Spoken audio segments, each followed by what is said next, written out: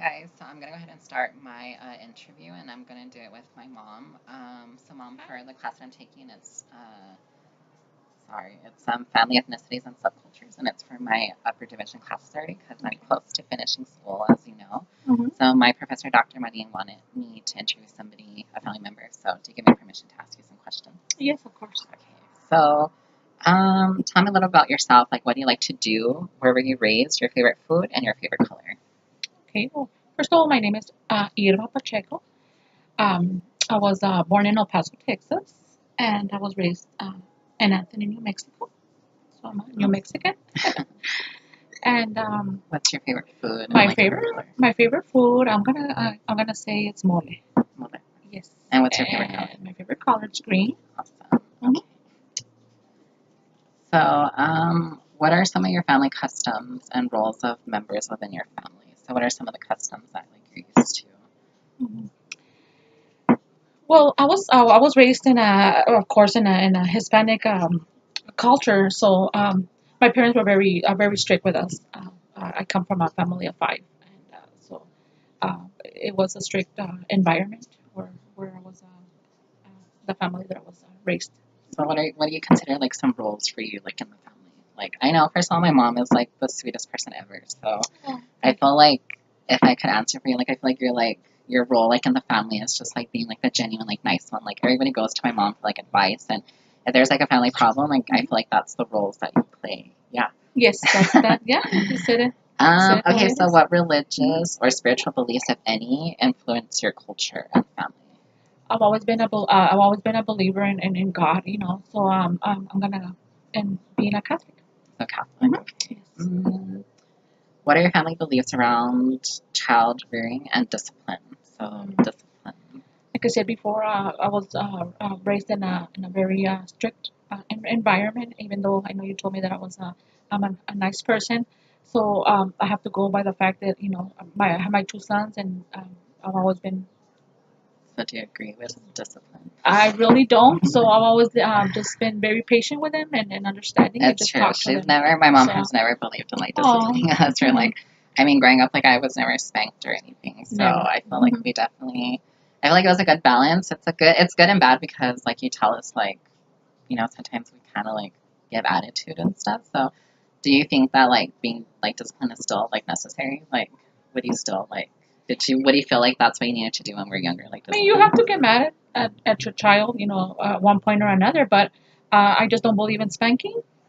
Just you do have to get mad at them, but not spanking, not to hit All right. the child. So next question, Uh huh. thanks. What would be characteristics and practices of people who are considered to be excellent parents in your culture? So like, what do you think like in our culture, like Hispanic, like what makes like a parent a good parent? Like, because you said like when you were growing up, I know you always tell us that times were different. Like with grandma, grandpa, like you couldn't really talk to them about certain things. So what do you think like makes like in our because like you said you were raised like stricter and you couldn't talk about a lot of things, and we're like in a new generation where like things are so open now. So like, what do you think like makes you a good parent, like within being Hispanic? Like, I guess always have that open mind and talk to your child. Your son and daughter. And always be as open as you can with them.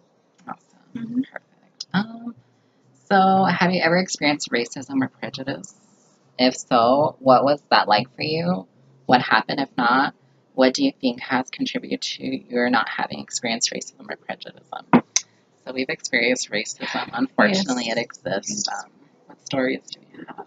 Okay, well, I guess I'm gonna say the one when I went to California. Into California? I went to California, and we went to a Pizza Hut over there, Oh, and we ordered food and drinks and everything. And unfortunately, our waitress, she, I don't know for what, obviously for for being exactly, she threw our food at us, and I was very upset, and I don't believe in that, so I had to talk to the manager, and they did apologize, but it did, it did happen to us, unfortunately.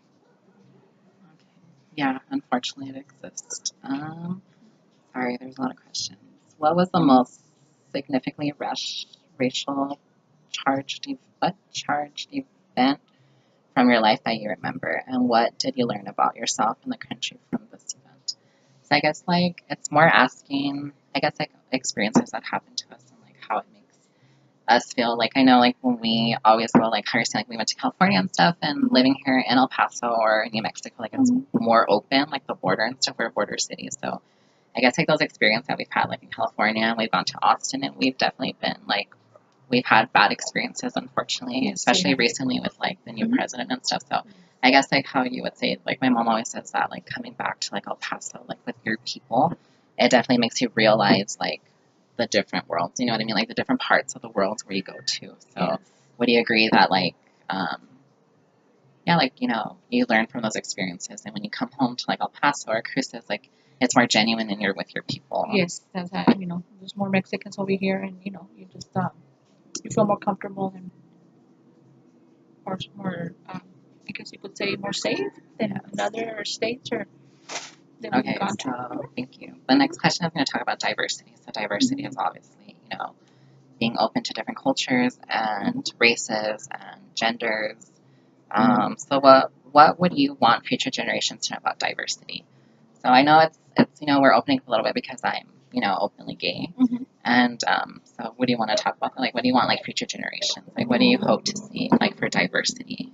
I would really, really hope that you know, our country would accept, will be more open, completely open with gays, lesbians, and just you know accept skin colors. You know, and it's just you know they're human beings like everybody else, and we need to be more open with them. And what are your hopes for what the future holds in terms of diversity? Like, do you think there is going to be a time where everything is accepted? Because I know, like, you know, you know, unfortunately, I'm very blessed, you know, that I have a mom and a family who supports me. So that definitely, you know, says a lot because my mom is my best friend and she's all that I have. You know, I was raised by a single mom. My dad's no longer in the picture since I was little, so you know, my mom has always been there for me, so I feel like if she wouldn't like support me, like I wouldn't be where I am today. So I love you. I love you too. A cheesy moment, Aw. but yeah, what do you and you know, what are your hopes for the future holds in the terms of diversity? Like, do you think we are going to reach the point where like we're accepted, not just like gender, but like you know, Hispanics, and especially right now with like all the stuff with Trump and like the border and like all that stuff. Do you feel like there is hope one day? I'm always been a believer, so yes, I'm gonna say that hopefully that does come true, and we um, we accept any human being, anything, any color, any um, you know, everything in general, All right, everything in so general. that basically Mhm. completes my interview. I think there was like a few questions that I kind of missed, but yeah, I'll kind of write those in my paper. So again, mom, thank you for letting me interview. Again, this is my mom Irma, and I'm Ricky. So thanks guys for hearing us out, and